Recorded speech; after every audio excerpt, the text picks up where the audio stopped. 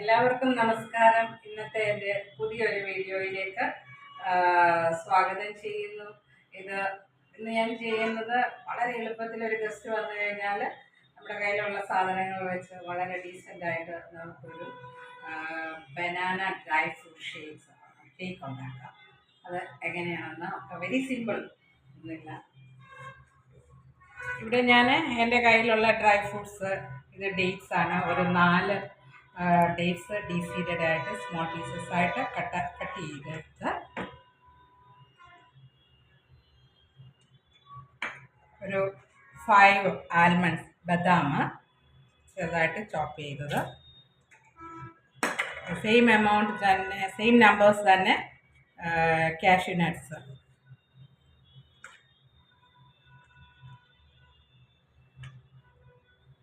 ഒരു 3 table spoon sugar അത് 2 ആകാം, 1 ആകാം, 4 ആകാം, അത് നിങ്ങളുടെ ഇഷ്ടം. ഞാൻ ഇവിടെ 3 ടേബിൾ സ്പൂണാണ് എടുത്തേക്കുന്നത്.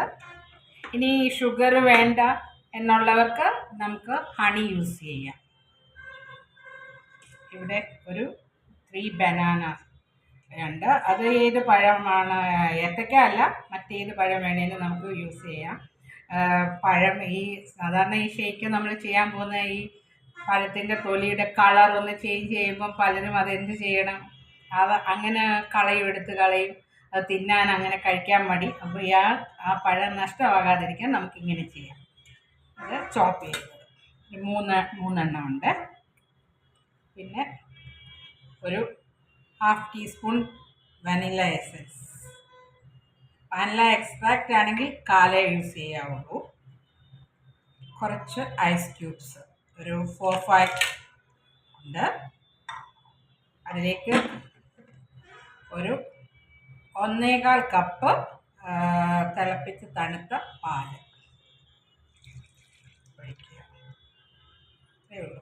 എന്നിട്ട് നന്നായിട്ട് നല്ല ഇതായിട്ട് മിക്സിയിൽ അടിച്ച് എടുക്കുക.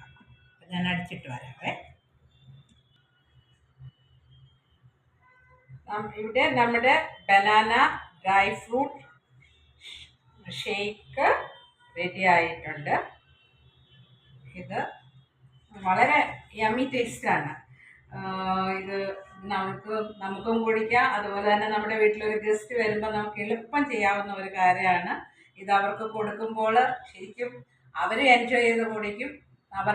അവരുടെ ആ സന്തോഷം, കുടിക്കുന്ന സമയത്ത് ആ എൻജോയ്മെൻറ്റ് കാണുമ്പോൾ നമ്മൾക്കും വളരെ സന്തോഷമായിരിക്കും. അതുകൊണ്ട് തീർച്ചയായിട്ടും നിങ്ങൾക്കിത് വളരെ എളുപ്പത്തിൽ ഉണ്ടാക്കാം. തീർച്ചയായിട്ടും നിങ്ങൾ ഉണ്ടാക്കണം. Thank you.